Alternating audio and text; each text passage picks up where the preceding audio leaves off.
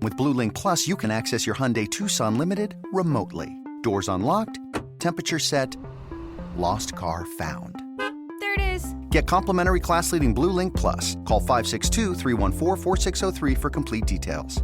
Passion, drive, and patience. What brings home the winning trophy is also what keeps your ride or die alive. eBay Motors has everything you need to maintain your vehicle and level it up to peak performance. From superchargers, roof racks, exhaust kits, LED headlights, and more. Whether you're into speed, power, or style, eBay Motors has got you covered. With over 122 million parts for your number one ride or die, you'll always find exactly what you're looking for. And with eBay Guaranteed Fit, your part is guaranteed to fit your ride every time or your money back. Because with eBay Motors, you're burning rubber, not cash. With all the parts you need at the prices you want, it's easy to turn your car into the MVP and bring home that win. Keep your ride or die alive at ebaymotors.com. Eligible items only. Exclusions apply.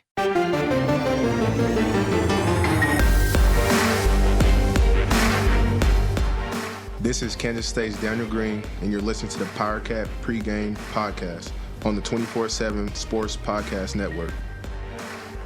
After dropping a 34-27 decision against number 24 Texas last week in Manhattan, the Kansas State Wildcats head back out on the road for the first of two straight road November contests, beginning with Baylor on Saturday in Waco. The Cats and Bears, in addition to Texas, sit at 6-3 overall and 4-2 in Big 12 play with 3 weeks remaining in the regular season. All of those teams are chasing that second spot in the Big 12 championship game in December down in Arlington. And of course, TCU sets at top, ruling the roost, but over the next 3 weeks, things will get very interesting, starting with Kansas State and Baylor being televised on FS1.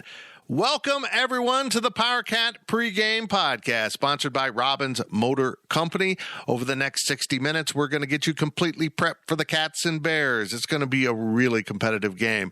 And I know this, when the Cats go to Waco in November, good things typically don't happen. We will see if Chris Kleiman, Adrian Martinez, and the rest of this K-State team can break that chain of misfortune that Kansas State has seen in late season games with Baylor. And of course, last season, we saw Kansas State go head-to-head with Baylor in Manhattan. Before then, freshman backup quarterback Blake Shapen stepped on the field and completely took over the game, leading the Bears to victory.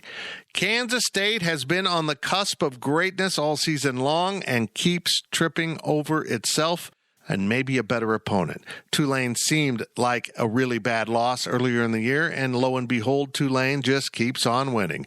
It's kind of remarkable when you think about the non-conference losses these two teams have suffered. Baylor lost at BYU, and it seemed like a really good loss, if you want to say it that way. And now BYU's not so good. Meanwhile, Kansas State lost to Tulane in Week 3 in Manhattan 17-10 when Adrian Martinez and the offense just proved completely toothless against the Green Wave. And guess what? Turns out Tulane's pretty damn good. The Green Wave are 17th in the current college football playoff rankings. Texas is 18. Kansas State is 19.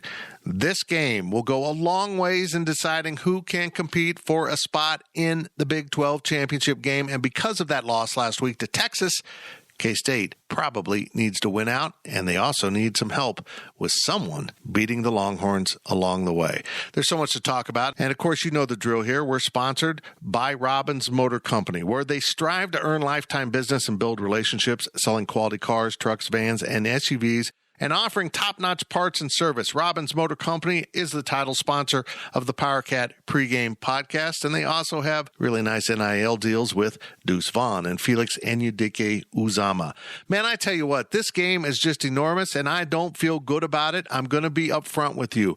As we bring in Ryan Wallace and Brian Hanley, our football experts, along the way in this show, you will find out kind of why I don't feel so good about it, but they will offer reasons why Baylor will win and why Kansas State will win. We're going to take a really strong look at this game because it's a fascinating matchup between a Baylor team that has now suddenly found itself.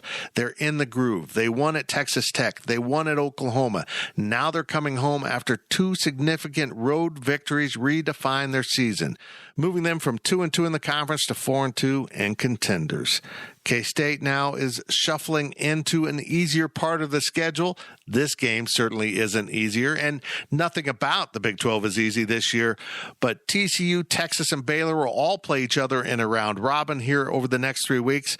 Meanwhile, after Baylor, K-State will go to play struggling West Virginia in Morgantown and then come home right after Thanksgiving and play the improving Kansas Jayhawks.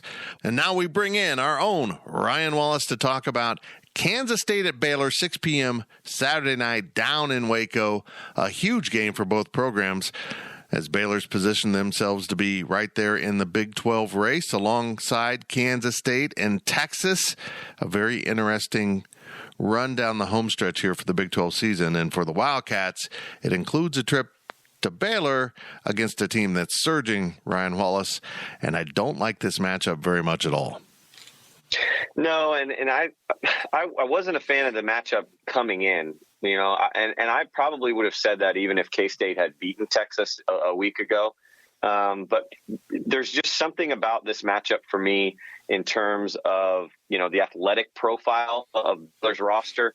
Granted, they've had some turnover, particularly at some of the skill positions, and I think we've seen maybe some of that cause them to not live up to some of the preseason expectations. But at the same time, now as we enter November, you're looking at a team with the Bears that seems to be kind of finding its stride, winners of 3 in a row. And then you've got, including the past 2 on the road, and then you've got a team like K-State that seems to be kind of maybe questioning themselves is not the right term, Fitz, but just kind of skipping a beat a little bit. And so, it's one of the longer road trips in the Big 12 that K-State has to make. And, they get to follow this one up with the longest road trip that they make. So it's back-to-back road trips. I do like that K-State will be motivated in this one coming off of the way that they lost against the Longhorns a week ago. But again, I'm with you, Fitz, both from the roster that Baylor presents and the speed, the athletic ability, but also I'll be honest with you, Fitz. I think Dave Aranda, as a defensive mind, is one of the best in this league. And I think Jeff Grimes, the offensive coordinator, doesn't get enough credit for his creativity and his ability to really kind of mold a game plan around a particular opponent. I think this Baylor Bears team will be ready to go.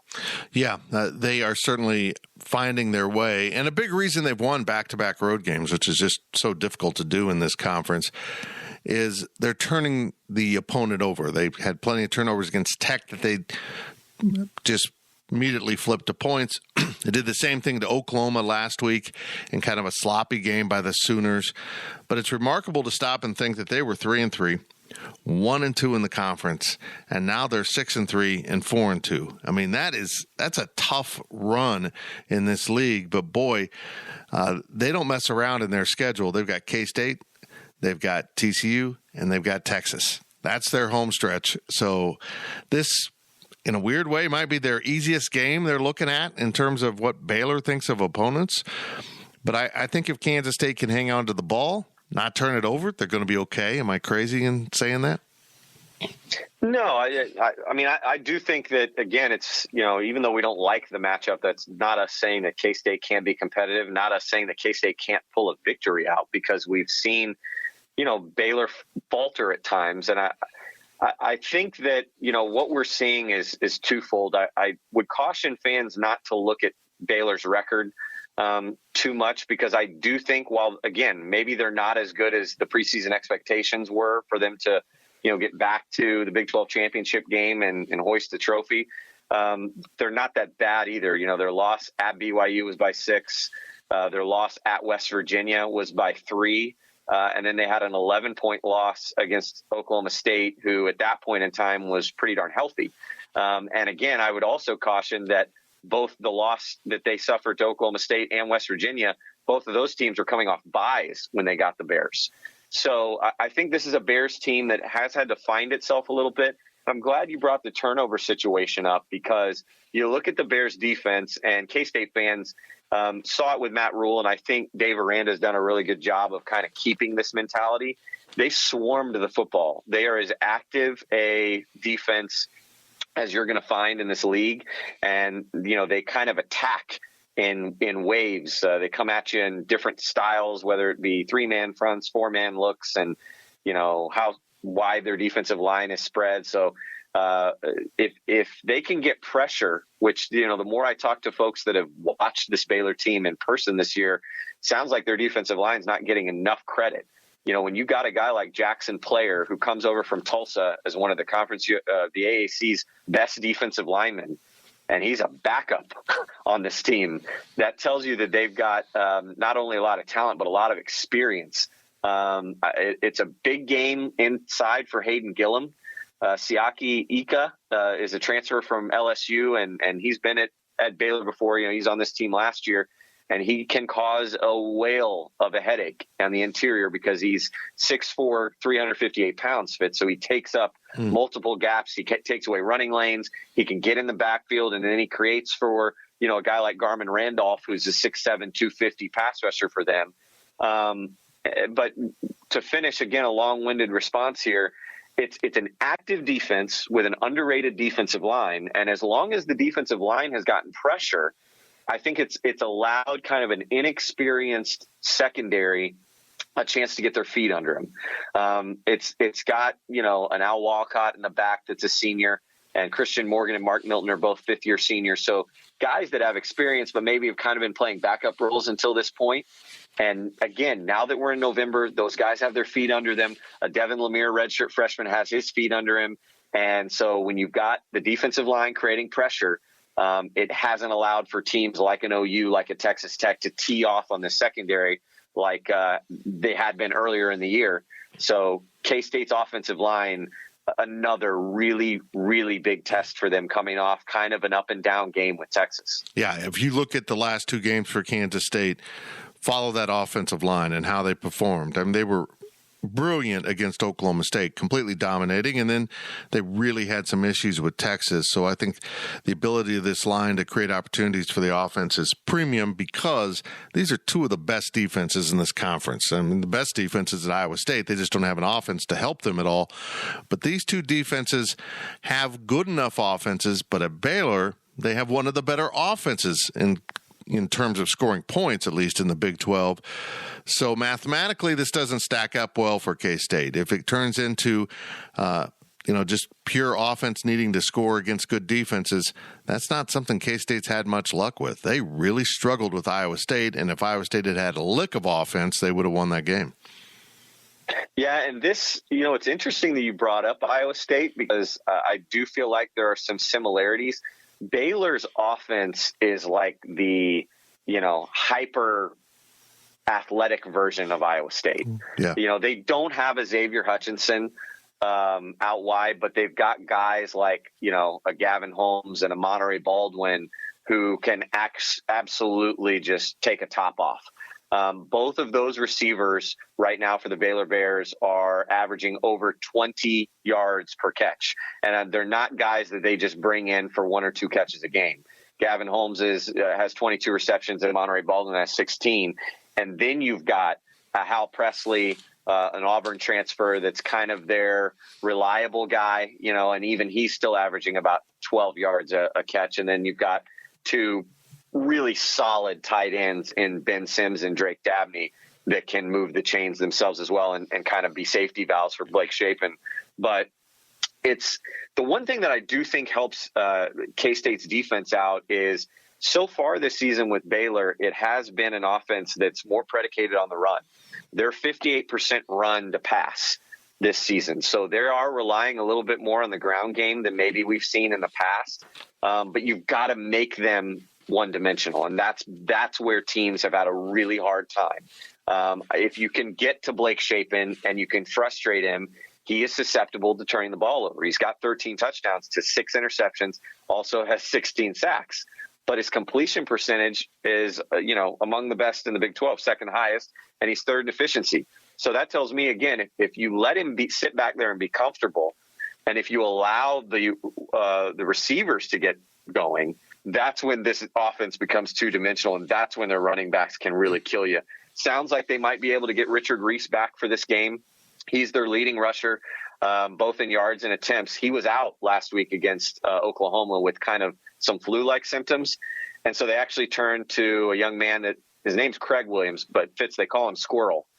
He is extremely fast. Yeah. And Squirrel Williams held his own against OU and made OU look slow. So again, it's we go back to this athletes, we go back to speed. And so, it suits K-State's defense, a physical front, to go against a team that is predicated on kind of starting things off by the run. But again, for K-State to have success, Fitz, you have to slow that run and not allow them to, again, like I said, kind of take a top off with the receivers and kind of force you to play both dimensions of this offense. It'll be a long day if that happens. Well, let's discuss Blake Shapen a little bit, because this is a guy that nobody really knew much about other than the fact he was a baseball player that also played quarterback for Baylor until they came to Kansas State last season, and Gary Bohannon was giving K-State all kinds of issues, and then he gets hurt, and they put in this freshman baseball player. And he looked like, for at least that day in Manhattan, like they should morph a Cy Young trophy with a Heisman trophy and turn it into the best baseball player quarterback in the nation, because it was incredible. He put on a show. I feel like now in his second season, people have figured him out a little bit, or maybe he's just not as young and dumb as he was a year ago, just going in there and wheeling it around. He's a very effective quarterback. He can run and throw, as K-State found out last year, but teams have started turning him over and pressuring him more this year. Life hasn't been as easy as the full-time starter for Mr. Shapen this season, has it? No, yeah, I mean, you don't go as far as calling it a sophomore slump, but like you said, I just think he's not new. He's somebody that now teams have got some film on, because when he came in last year in Manhattan, remember, prior to coming in for Bohannon, he had all of 3 passing attempts under his belt as a collegiate player. And he finishes the game in Manhattan 16-21 for 137 yards, and then added, as you said, 44 more on the ground. Was just incredibly accurate and precise. Didn't make a lot of mistakes. I think this year, and maybe even if you go back to the Big 12 championship game last year when he suffered 5 sacks to Oklahoma State, I think that might have been the first kind of start for teams to say, okay, let's go back and watch what Mike Gundy's team did. And they've kind of used that, as a blueprint to frustrate him. And you can kind of go down the book with Blake Shapen in games where, he has been limited as a rusher, Fitz. I think that correlates with them struggling and losing. Against BYU, the Cougars held him to negative yardage, 4 attempts for -22. Even a game against KU where, I think Baylor played good but kind of let their foot off the gas. Negative yardage there, negative yardage against West Virginia. And then he had 6 attempts for 0 yards against Oklahoma State in their other loss. So, again, I think it goes back to he can be deadly if he's in the pocket and you let him be a precision passer and you let him just hand the ball off to a running back. I think he's a guy you want on the move, but you want to keep him moving, to try and extend a play and not going north to south, if that makes sense. So if K-State can kind of frustrate him and make him, a rollout type thrower and not let him get his feet set and not let him be a north and south runner, then you've got, a serious chance for K-State to get in here and get a road win. But again, that's easier said than done against an offensive line that's got a lot of experience. They haven't been great this year. They got a 5th-year senior at left tackle. They've got a 5th-year senior at center. And they'll probably start a 5th-year senior at possibly guard and maybe even a 6th-year center at right tackle, depending on if it's Khalil Keith or Gavin Byers. So it's a tough day at the office for K-State, but I will say it's not nearly the offensive line that K-State had to see a week ago against Texas in terms of size. I think K-State's motor should have enough stamina to at least pressure and frustrate this Baylor offensive line, which we just didn't see last Saturday. You walked me right into my next question. If you're defensive coordinator, how do you approach this Baylor offense? Because we've seen Kansas State have success with a limited commitment to a pass rush, 3-4 man, because of Felix Anudike-Uzomah so effective. That ended last week. They got nothing on the Texas Longhorns. They just couldn't pressure Quinn Ewers at all. They couldn't get to him really in any consistent basis. So if you're Joe Klanderman going into this game, do you continue to rely on that limited rush, or do you bring some extra pressure, which might open up some other opportunities for shaping in this offense? And that's the thing. I think if you've got to be very careful and you've got to be very calculated and confident when you do choose to send pressure. I think K-State's defense is good enough, especially getting Julius Brents back. I think they're good enough to kind of run their base stuff. And again, you're probably not going to keep Baylor out of the end zone. You're not going to hold them. I would be surprised if K-State, really frustrates them to where they're just not able to move the chains effectively. But I do think that this is a K-State defense that in their base stuff can match up well. But the tricky thing is again, I think these wide receivers are, athletic enough, are fast enough where, Joe Klanderman wants to be able to, you're going to have to keep your safeties back. And especially, again, as I mentioned, with the way that they run Drake Dabney and Ben Sims, the tight ends, you can't afford to, be sending a Kobe Savage or a Josh Hayes on a blitz from the outside. Those guys have to stay back and basically account for the secondary of the field. So you're going to have to either manufacture your blitzes from linebackers. Maybe that's Desmond Purnell. Maybe that's a Khalid Duke. Or, you're going to have to really hope and pray that a guy like Felix Anudike-Uzomah can manufacture it on his own. You're hoping that a guy like Eli Huggins can kind of get back to what we saw him be early in the season, both as a run stuffer, but also a guy that can pressure the pocket and just keep a heavy rotation where guys are able to stay fresh. And I think, Joe Klanderman will do what he's done in the past, which is not get, overly schematical. Don't get in the weeds with it. Allow your players to, be technically sound and create stuff on their own, and then mix in some stuff that maybe Blake Shapen doesn't see coming. But I do think this is an offense you got to be very, very careful and calculated with. Yeah, I agree with all of that. Flipping it over, we expect Adrian Martinez to get the start at quarterback for Kansas State.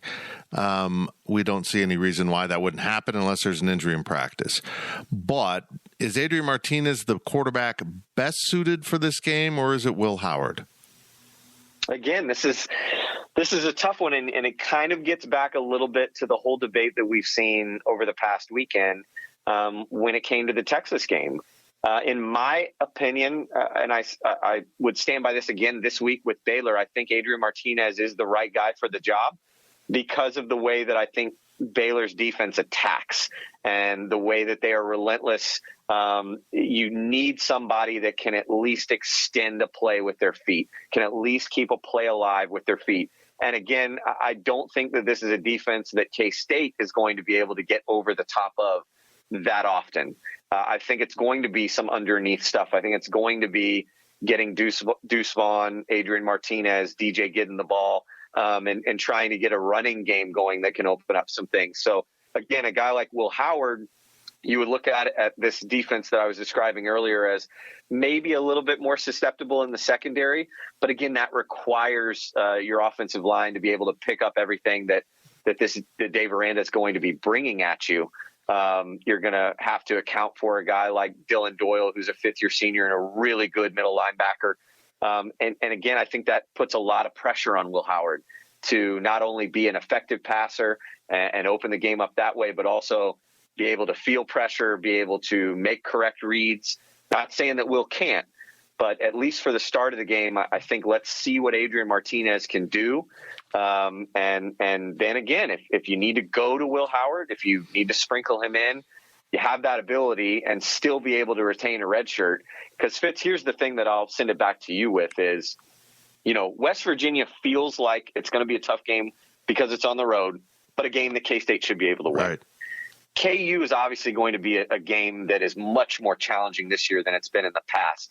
But again, I feel like it's a game that K-State on senior day, motivated, should be able to win.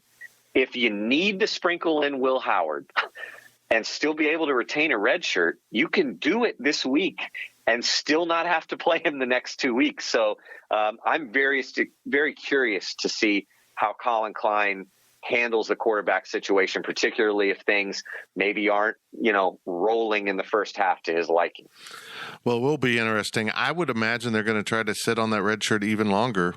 If, you get an injury here to Adrian Martinez over the next couple of weeks, you don't want to find yourself in the same position. But also, if you don't win this game, it also affects your redshirt calculation because you probably won't be in the Big 12 championship game. So there's one less game, and let's be blunt, then you're playing a less meaningful bowl game in that position. But as you look around this conference, Wally, this has been just an unbelievable year in Big 12 football. There's no gimmies in this conference. I mean, you look towards the bottom of the standings, you got Iowa State down there that's the best defense. They just make you look silly at times because the defense is so good, even though they can't score enough to win. You've got Kansas that has come to life, and if they can win at Tech this weekend, they make a consideration as a contender in the Big 12 title game rush, which is crazy to say, but there they are. But Kansas State's been on a tour of the top. They've played at TCU. They came home for Oklahoma State and Texas, and now they go to Baylor, and that is the upper half with Kansas State of the standings. Does K-State have the easiest path? If Kansas State can win this game, does it open up a real possibility with some help if Texas loses somewhere along the way that that Kansas State can join probably TCU in the Big 12 title game? I honestly think that K-State might have the easiest path, but I think the biggest test is obviously this one, Saturday night in Waco. I'm going to say something that may be a hot take. I think TCU might have one of the tougher tests yet. And here's why. I look at TCU and I feel like this is a team primed for a stumble. Because you're at Texas this week, obviously College game day, massive implications in that one. Then you have to turn back around and go back to Waco in a big rivalry game, TCU at Baylor. And then you finish with an Iowa State team that, again, towards the bottom of the standings, might be at the bottom by the time that game rolls around, but still showing some fight and still a very, very tough defense. And here's the thing that nobody's talking about with the Horned Frogs, Fitz. Their bye week was September 17th. They have not had a break since September 17th. Baylor had an off week October 8th. Texas had their off week, obviously, a week before K-State. So they're very fresh. I think inevitably TCU is going to get nipped here in the final three.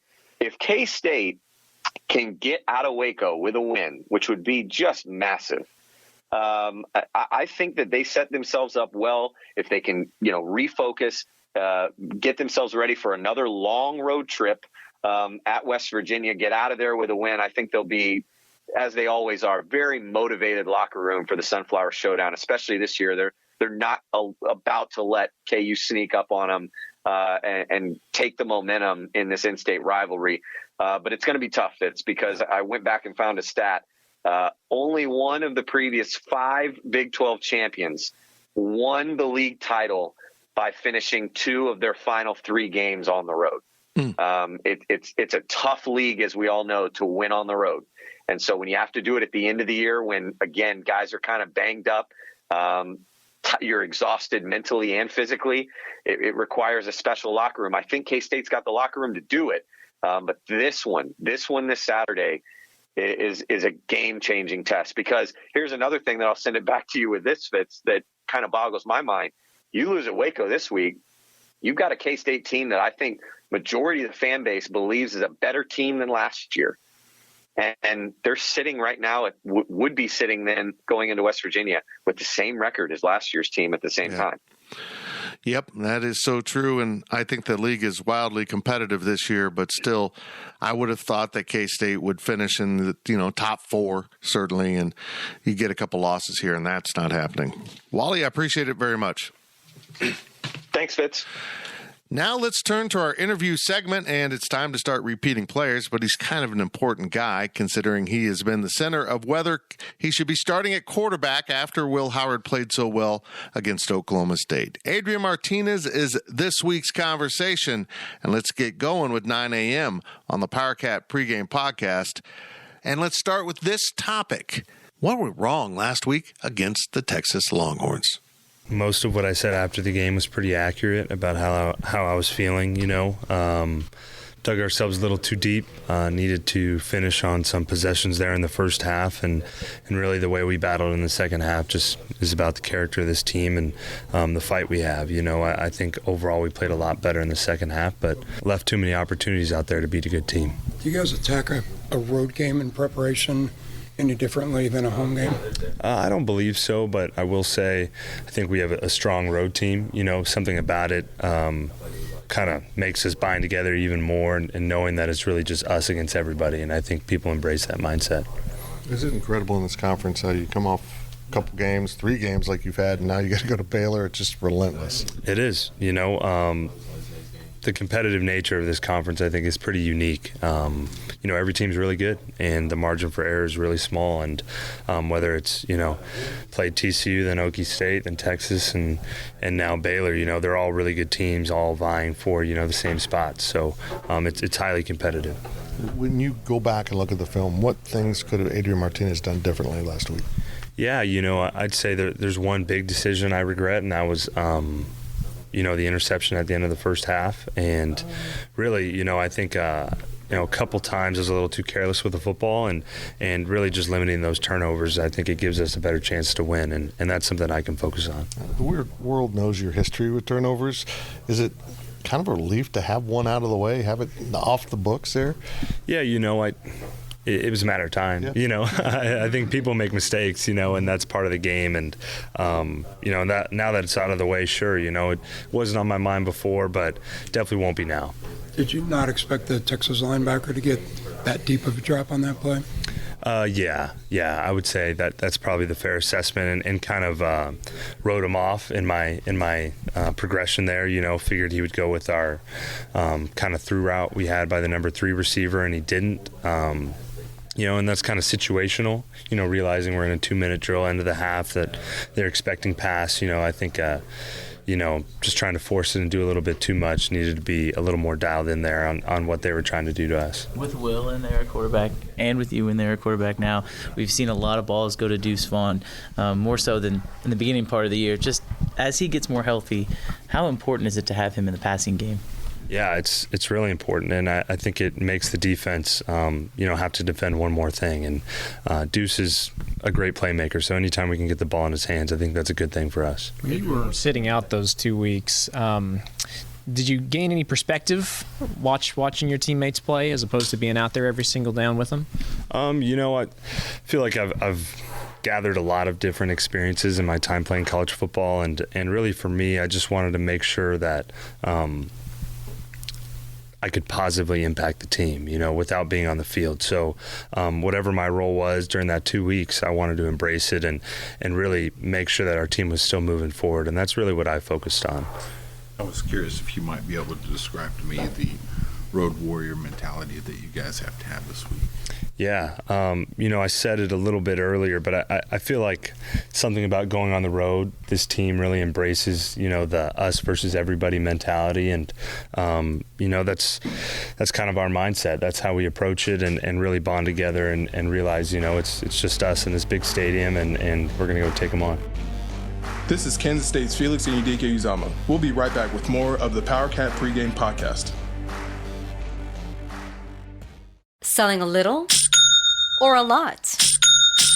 Shopify helps you do your thing, however you cha-ching. Shopify is the global commerce platform that helps you sell at every stage of your business. From the launch your online shop stage, to the first real-life store stage, all the way to the did we just hit 1 million orders stage. Shopify is here to help you grow. Whether you're selling scented soap or offering outdoor outfits, Shopify helps you sell everywhere. From their all-in-one e-commerce platform to their in-person POS system, wherever and whatever you're selling, Shopify's got you covered. Shopify helps you turn browsers into buyers with the internet's best converting checkout, 15% better on average compared to other leading commerce platforms. And sell more with less effort thanks to Shopify Magic, your AI-powered all-star. Shopify powers 10% of all e-commerce in the US. And Shopify is the global force behind Allbirds, Rothy's, and Brooklinen, and millions of other entrepreneurs of every size across 175 countries. Plus, Shopify's award-winning 24/7 help is there to support your success every step of the way. Because businesses that grow, grow with Shopify. Sign up for a $1 per month trial period at shopify.com/Odyssey Podcast, all lowercase. Go to shopify.com/Odyssey Podcast now to grow your business, no matter what stage you're in. Shopify.com/Odyssey Podcast. If you're in the market for investment-worthy bags, watches, and fine jewelry, Rebag is the answer. Rebag is a luxury resale marketplace where each piece is carefully vetted and verified by experts to ensure quality and authenticity. If you're in the market, use Rebag to buy and sell finds from the world's top brands, including Hermes, Chanel, and Cartier. Head to Rebag.com to get 10% off your first purchase with code REBAG10. Shop today at Rebag.com. That's REBAG.com. And use promo code REBAG10 for 10% off your first purchase. This is Kansas State's Cooper Beebe, and welcome back to the PowerCat Pregame Podcast on the 24/7 Sports Podcast Network. Welcome back to the PowerCat Pregame Podcast, sponsored by Robbins Motor Company. The dedicated team of automotive professionals at Robbins Chrysler, Dodge, Jeep, Ram, Fiat will match you with a vehicle that suits your lifestyle and budget. Robbins Motor Company. Title sponsor of the PowerCat Pregame Podcast. That was Adrian Martinez as we went into break talking about last week, this week, everything going on at quarterback. Adrian's always good to talk to, and now we bring in someone that's even better than 9 a.m., I say. Our football analyst, Mr. Brian Hanley, offensive lineman on the 97 and 98 K-State teams, and helps us out breaking down the Cats pre- and post-game. Well, Brian, I look back at that Texas game. Let's start there. And I came to this conclusion after watching more of it. Texas was just better. Texas just accessed its incredible talent that it always has and doesn't seem to make the most of, and beat Kansas State. And I'll just say this. If Texas wants to play at that level it did in the first half, it's going to win the Big 12. It'll win the rest of its games. It'll win the title game. It'll win the Sugar Bowl. That's what Texas should be. And that's why I find them comical, is they can't play at the level they should be playing with any consistency. K-State's inconsistent. Every team is, but they are wildly inconsistent. It's just frustrating they picked that Saturday to be good. Yeah, it is frustrating, but you're exactly right. Texas they're just better. They got better players. I mean, it just is what it is. It doesn't mean it, but the one thing is two things can be true. Doesn't mean that K-State doesn't have good players too. It absolutely doesn't mean that. It just means Texas has more of them. And at the top end, theirs are better. And they played up to that, so it is what it is. I mean, but you're right. If they play like that, they're going to win the Big 12. They're going to win Saturday. I think they're going to win Saturday anyway. Texas is just really good. When they play up to their potential and they get it all clicking, they are that good. And I think it's a positive sign that Kansas State found the energy, the fight to try to come back. Even though they still didn't play well in the second half, they played better than Texas and got back on track. But it does go down as a loss. And a few weeks ago, I described this part of the K-State football schedule as the proving ground. Lose at TCU, come home, just rout Oklahoma State, lose with Texas. Now Baylor is the last leg of what I thought was an incredible 4-game stretch, because Baylor's played its way into the upper portion of this conference. Baylor has played its way into the discussion for the Big 12 title game, joining, probably TCU, but they still have a lot of work to do. And here we are. K-State can either come out of this 4-game stretch at 2-2 or 1-3, and 2-2 feels acceptable if you think this is a really good K-State team. 1-3 isn't acceptable, and 1-3 would end any hopes of being in Arlington. This is a huge game for Kansas State's football program. Not just this team, I feel like, the program, where it's going in the future. Absolutely. Absolutely. Got to win this football game. Look, I know we've talked about, must-win games early in the season, midway through the season. But if K-State is the type of program that, number one, I think that we are, number two, on where we're going to go and where we can go and where we're trying to go, this is a football game that has to be won. It's just period, point blank. We have to win this football game because, again, the Big 12 title game is still within our grasp. And if we go win this football game, and there's so many other games, these other teams have to play each other. So somebody's going to lose. Right. Something's going to happen. So we just have to go and do our thing. And I believe that if we go out and play our best football game, we can win. But, yeah, you're right. This is a game we got to win.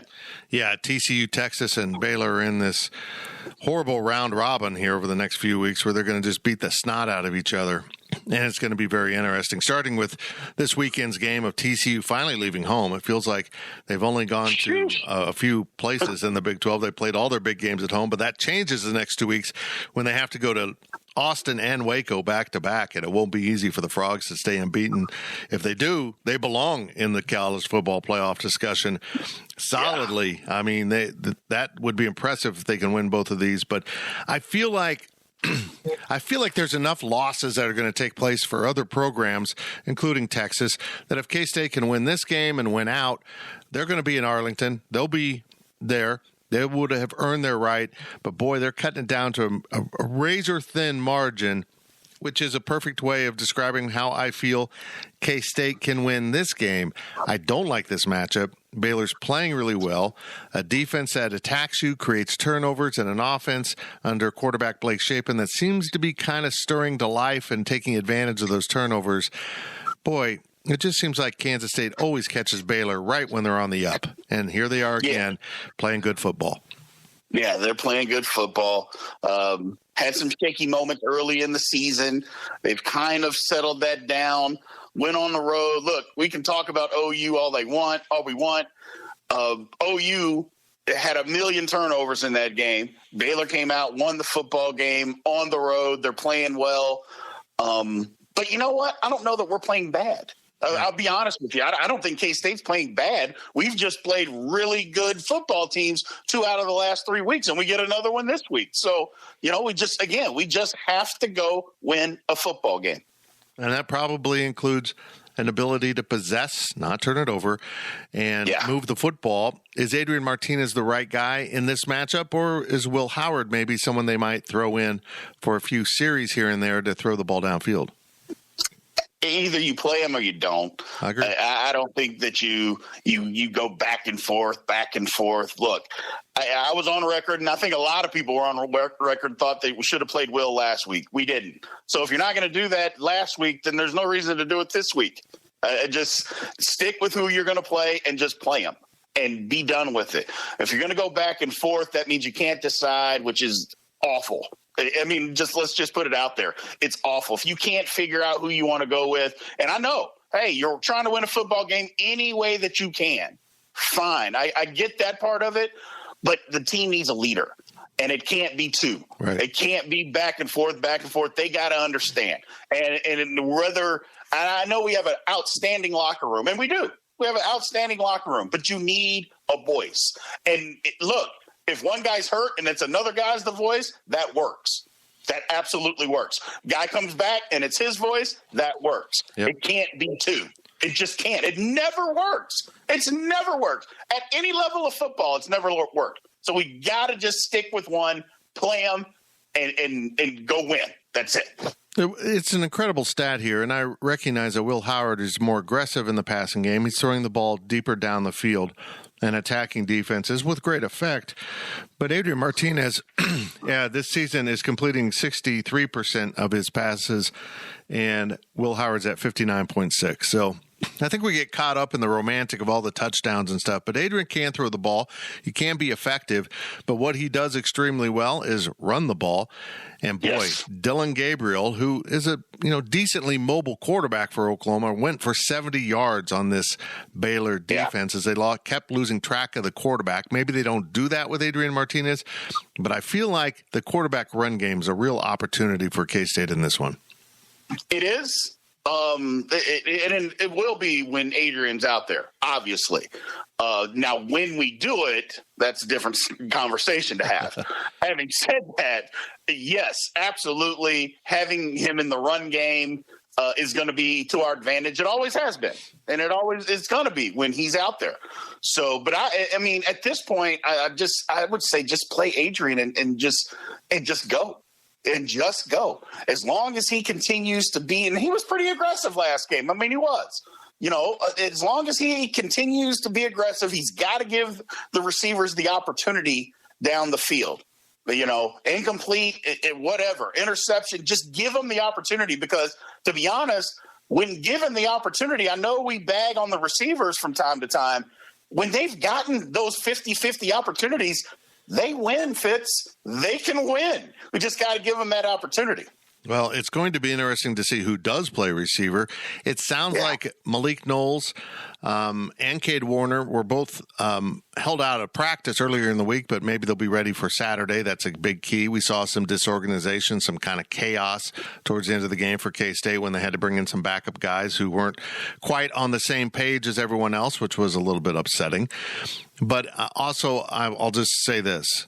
If K-State's offensive line plays like it did against Oklahoma State, it wins.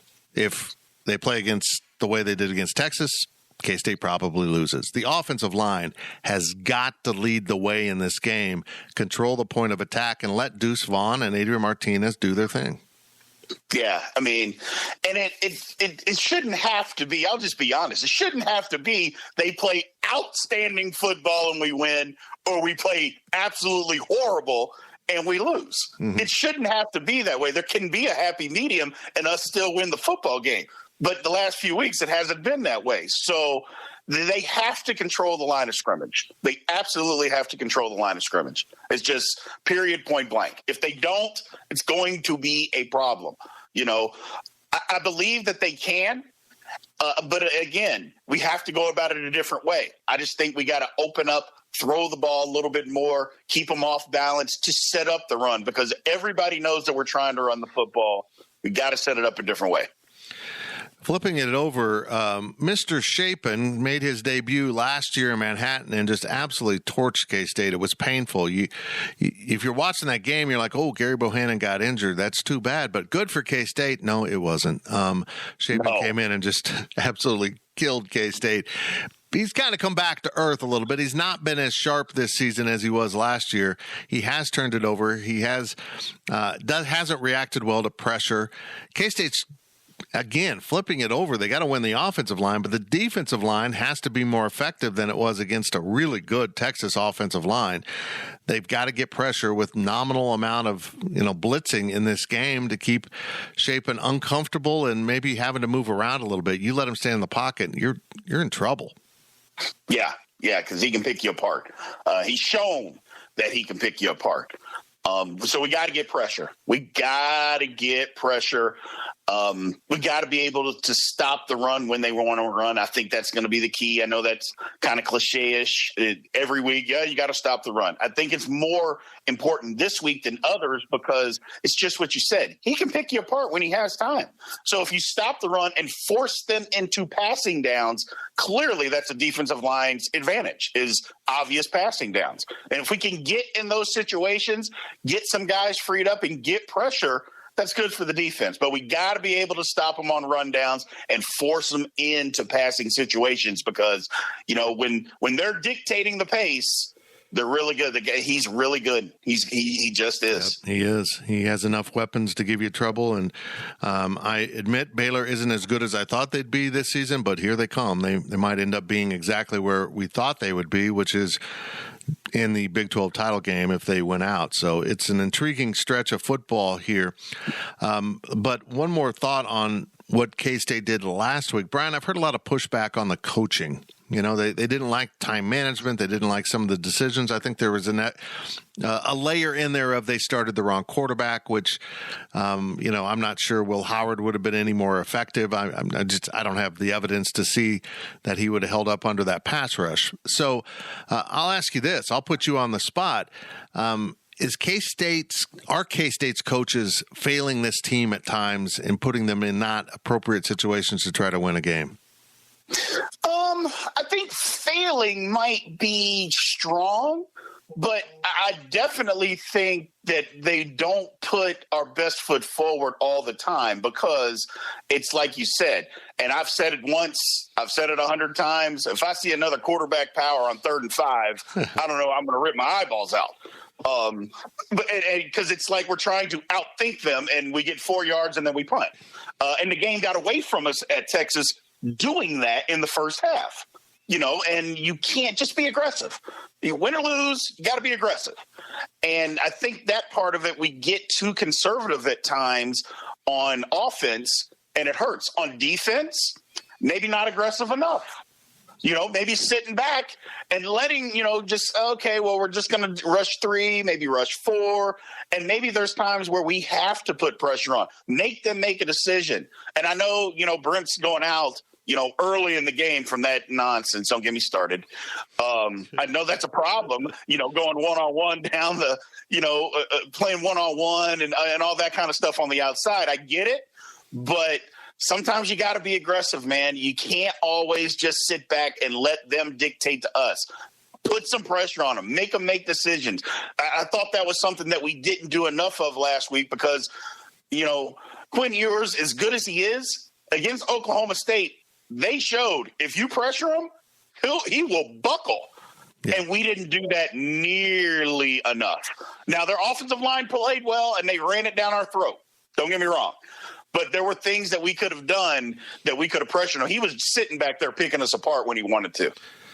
Well, K-State struggled last week because it was trying to run quarterback power without the power. I mean, they just couldn't move Texas off the line. And when you keep going back to that, it's like it hasn't worked. I mean, at this point, you're hoping to get lucky because schematically this isn't working.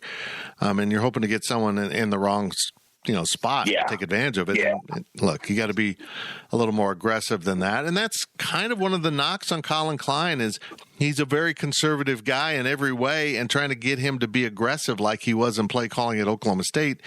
I think he's got to step out of character. Does he need to be aggressive in this game calling plays against this Baylor defense? We're going to have to be, because if we're not going to be able to move the football much. Their defense is good. I mean, it just is. I'm not saying it's unmovable or anything like that, but they have a good defense. And if we are not aggressive and we play into their hands, and again, if the offensive line isn't the world's greatest offensive line like they were against Oklahoma State, if we're just playing average, it's going to be a problem. Now, clearly they have to play better. That goes without saying. But the bottom line is we've won these games, the bigger games on our schedule, because we were aggressive. We've seen what happens when we're not aggressive. Tulane. Right. So if we're not going to be aggressive, it's a problem. So yes, he's got to step out of character.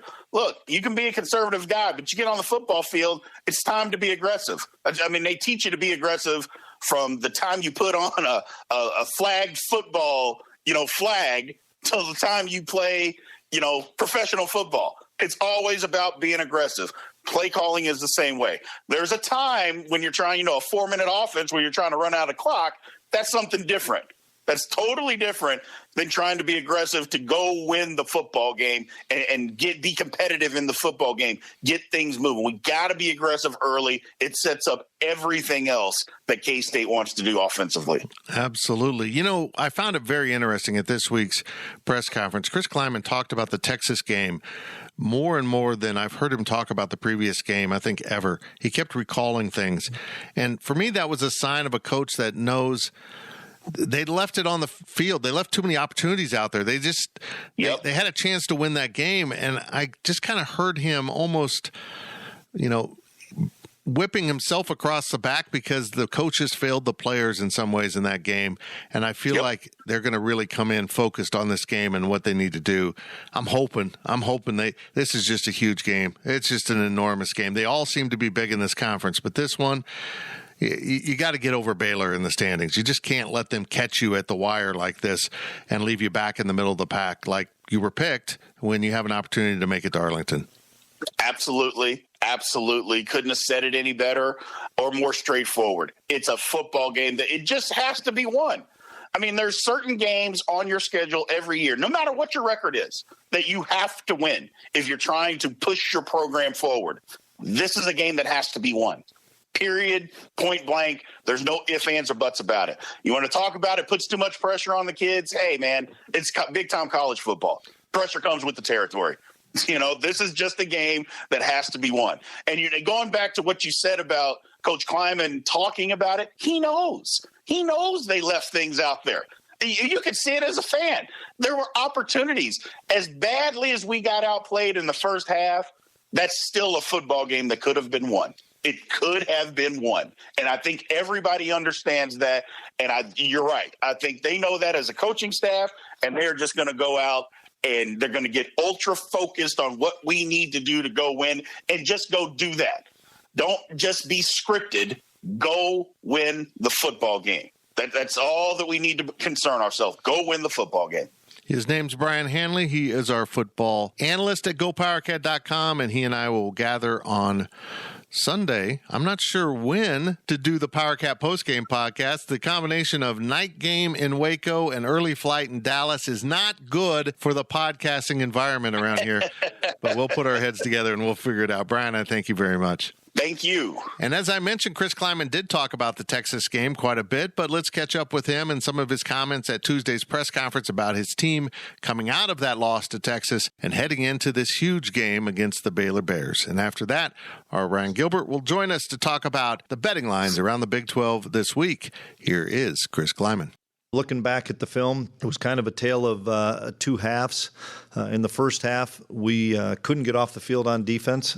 Give Texas credit with some schemes that they did, and then we didn't tackle very well at all. And then when we loaded the box up a little bit more to try, they got some passes on us and just didn't play very well on defense that first half. Offensively, we moved the ball really well, didn't answer. We answered the first score, drove down the field, tried to answer the second score, but had to kick a field goal, and then moved down the field to answer the third score, and that's when we had the fourth down and didn't get it. And by that time, then it's 21-10, and it was 31-10 at halftime after we gave them a score late. Probably could have been worse, but Echo Boydo made a big-time play to kind of save a touchdown. And then in the second half, it got a little bit better once Josh Hayes made a big play and got the strip and gave the crowd, gave our team, gave everybody a little bit of life and a little bit of jolt, and offense took it in and scored. And then we started to settle in a little bit more and play a really good game. But that time we were probably down a little bit too much. But all in all, I was pleased with the effort, pleased with the comeback and how the guys stayed in the fight. And with whatever 2.5 to go, it's 34-27 with a chance to tie or go ahead if we would have gone for two if we'd have scored, but didn't happen, and we got to learn from it. We've got to own it. Coaches, we talked about it. We need to be better as well, and it's going to be another tough battle this week going to Baylor. A great place to play, a really good team. They're playing really well, and we have to have great plans come up with because it's going to be a big challenge for us.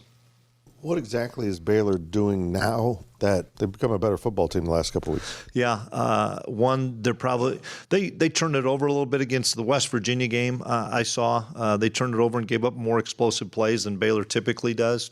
They're so difficult to defend offensively because they have misdirection. They run an outside zone play. They run play action out of it. You think we go for it a few times on fourth down.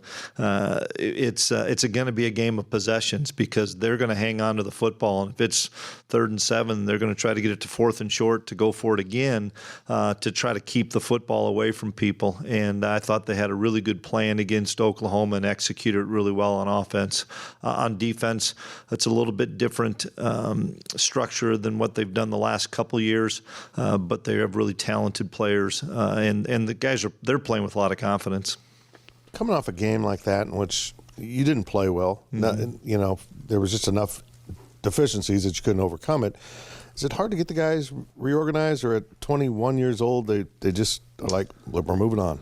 Yeah, I think that's the way it is. I mean, we have to talk about it. We have to talk about the positives, talk about some of the things that we didn't do as well, try to eliminate some of those negative plays that did happen to us, because that's the poor start we had on defense put us too big of a hole for sure.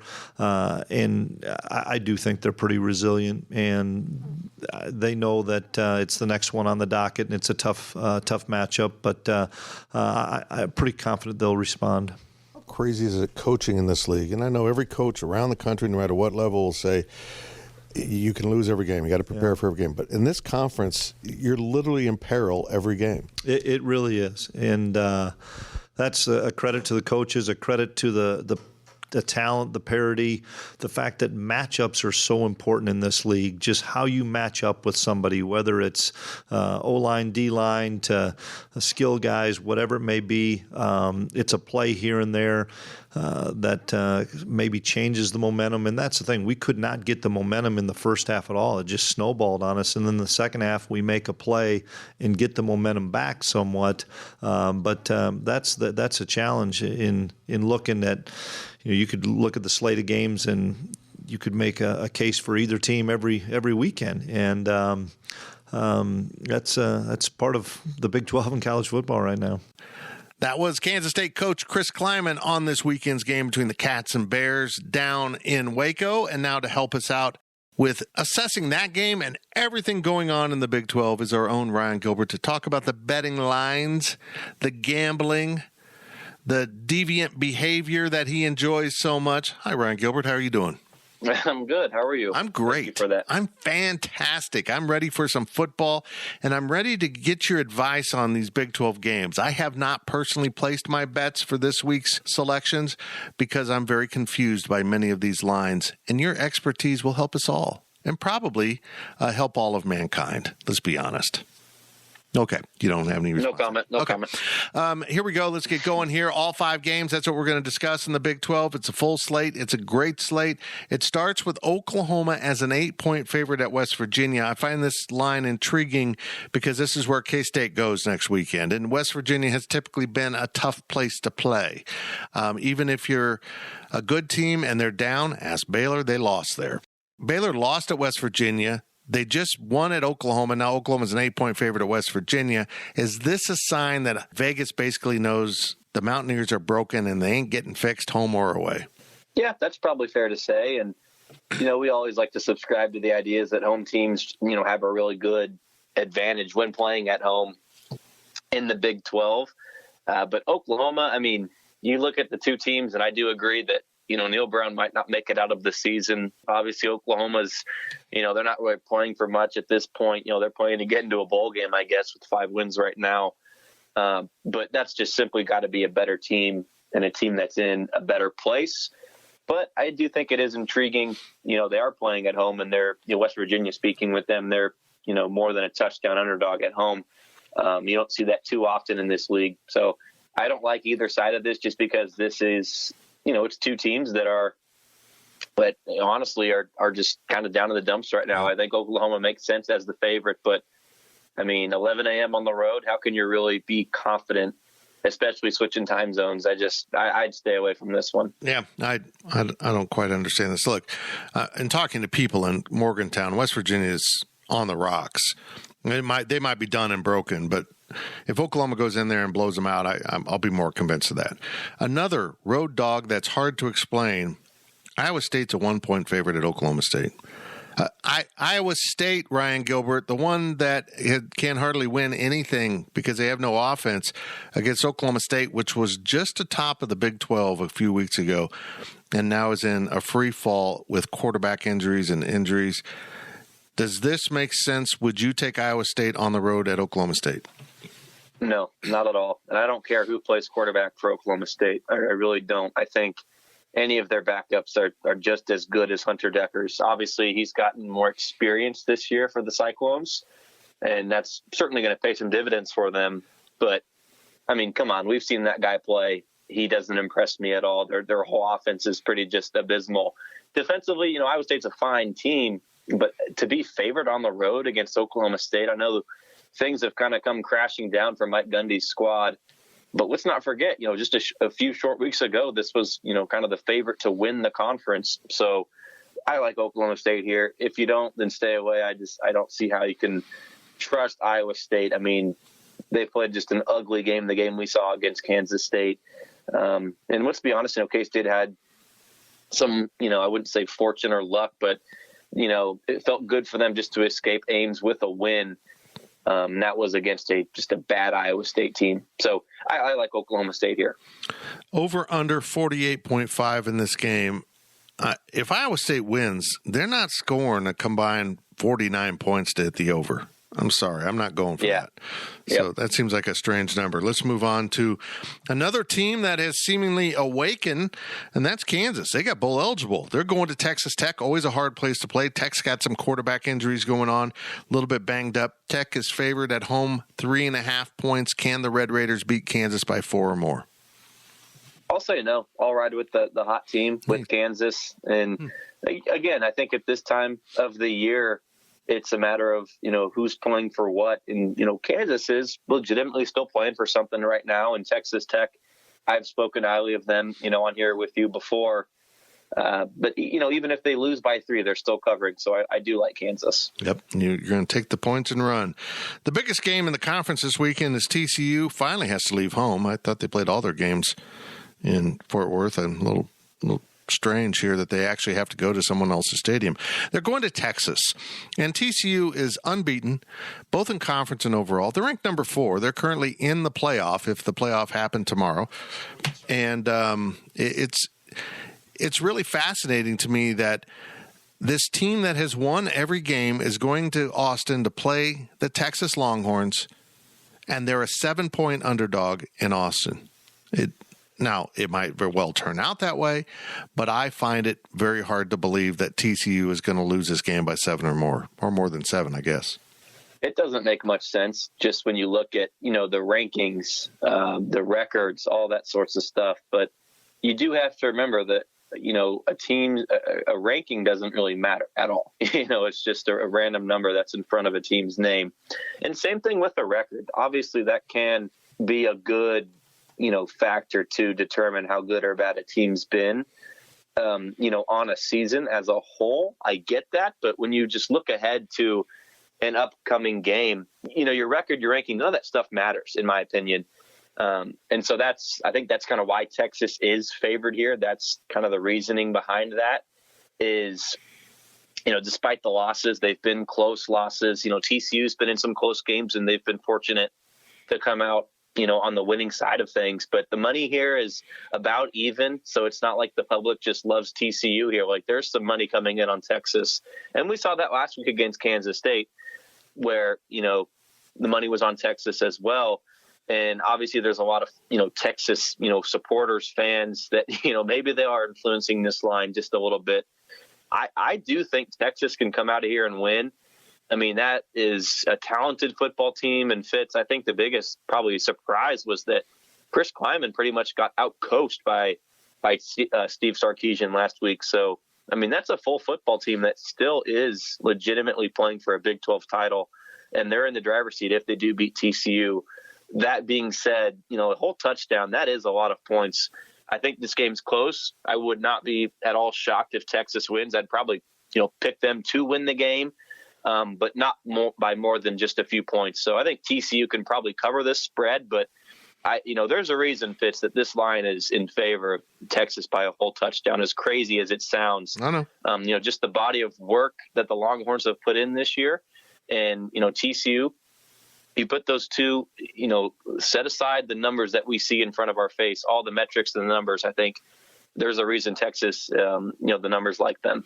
Here's what baffles me about both these teams. If you just look at the K-State game against both these teams, if you were talking about K-State versus TCU in the first half, K-State far superior. Texas in the first half against K-State far superior. And then it just flips at halftime. K-State played really well against Texas the second half and stunk at TCU. I think this game's going to be just it's going to be a circus. It won't matter who's ahead. It's just going to be coming down to the wire, I think, and it's going to be a one-score decision. Whoever's got the ball last possession just wins. Yeah, that's kind of what it feels like, but I also it might be a case of just like what happened to K-State. They had the ball, and then they screwed it up at the end. Speaking of K-State, let's move on to that. Baylor has found themselves. I think this line is accurate. Baylor's favored by 2.5. So can the Bears beat the Kansas State Wildcats? Better yet, your Kansas State Wildcats by 3 or more in Waco this Saturday night? No. And here's why. Wow. K-State, that locker room is very connected. They're bought in. And, like I mentioned with Texas, TCU, this is a K-State team that still has a chance to play in the Big 12 title game. And, everything that, we've got, the vibe that we've gotten at Veneer this week, this team cares. And I think this is going to be a resilient bunch to bounce back after, a disappointing home loss. I think if you look back at last week and K-State had a big lead and let it slip away, then there might be some hangover effects coming up against Baylor. But it was the opposite. Kansas State played a very good second half and outscored Texas by a couple of touchdowns in the last 30 minutes of that game on Saturday. So, it's not like they're going to be down in the dumps. I think it might be the opposite. They're, riding some momentum from the end of that game, and we'll see if, maybe, who knows, Martinez has a shorter leash, and if things do go south, we'll see Howard. I don't know what's going to happen at quarterback, but I think this is a really good bounce back spot for Kansas State. Baylor doesn't necessarily impress me a ton. They're obviously, goes without saying, they're playing their best football of the season, right now over the last 3 games with the winning streak that they're on. But they've still lost 3 games. So is Kansas State. Identical records in the Big 12 as well. So the biggest thing for me is a bounce back opportunity for K-State. I know how much the Wildcats have struggled against Baylor as of late. I get all of that, but I think it's time K-State is going to get back in the win column here. And there goes Ryan Gilbert. Gills is always the best. The best he knows is stuff. Him picking the Wildcats kind of threw me off. Folks, this is an enormous game for both of these programs. Both programs think they can be in Arlington to play for the Big 12 championship. And while both spots remain up for grabs as the season progresses here into the final 25% of the regular season, Kansas State probably needs to win out, as I've said throughout this show. And it starts with this 6 p.m. game between the Cats and the Baylor Bears. And here's the one thing that K-State needs to do effectively to probably win this game. My one key for you to keep an eye on: can Kansas State's offensive line play closer to the style they did against Oklahoma State, or will they get pushed around again this week like they were last week against Texas? This offensive line absolutely leads the way for the Wildcats in terms of their ability to score. If they can't protect Will Howard or they can't run block for Adrian Martinez and Deuce Vaughn, it doesn't matter who's at quarterback. And last week they couldn't protect in the pass, and they didn't open up much room for the run game either.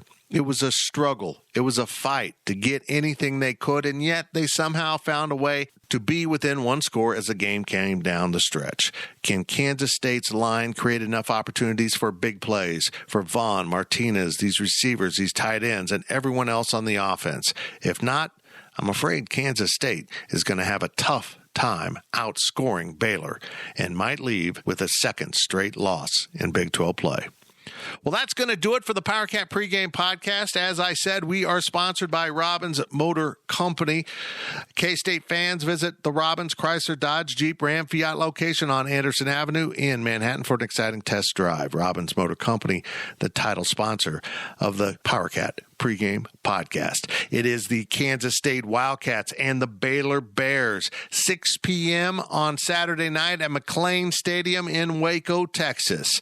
I will be there along with the Go PowerCat staff. The game is on FS1. If you have to watch it on TV, it's going to be another nail-biter of a game in the Big 12 Conference. And after that, the Cats go to to Morgantown to play West Virginia, and then we'll conclude the regular season at home against Kansas, when I will once again get to see you at the Bill.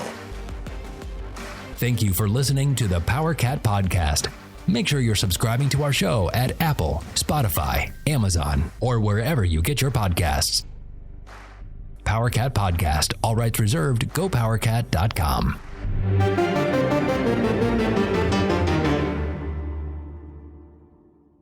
Sunday, the AFC Championship, presented by Intuit TurboTax, is on CBS. The defending champion Kansas City Chiefs go on the road once again to face top seed Lamar Jackson and the Baltimore Ravens, with a trip to Super Bowl 58 on the line. That's a touchdown! We'll get you set for kickoff at 1 Eastern with a special 2-hour edition of the NFL Today, the AFC Championship, Sunday on CBS and streaming on Paramount+.